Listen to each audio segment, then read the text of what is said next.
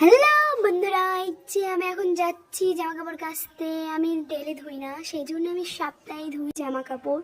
এই যে আমি ধামাতে জল নিয়ে চলে আসলাম, তারপরে এই যে সার্ফটা আমি গুলছি। একটা সার্ফ এক্সেল সরি এটাকে কি যেন বলে একটা, বেশ এটা ওয়াশিং মেশিনে বেশিরভাগ ইউজ করে সবাই। তো আমি এখানটায় আমার বেবির জামা কাপড় ধুয়ে তারপরে আমার সব যাবতীয় সব জামা কাপড় বিছানার চাদর সব কিছু ধোয়ার পরে তারপরে এই যে আমি এবার খুঁচে নিচ্ছি। তারপরে খুঁচে নিয়ে তারপরে সবগুলো ওয়াশ করে নেওয়ার পরে তারপরে আমি এগুলো ভালো করে ধুয়ে নেব। মানে ওয়াশ আর ধুয়ে নেওয়া ওই একই। তারপরে আমি এখন যাচ্ছি ছাদে। আমার পিছনে অনেক কিছু বলছিল, ভিডিও করছি তাই। তারপরে আমি ছাদে এগুলো মেলে দিলাম ভালো করে চিপে দিয়ে।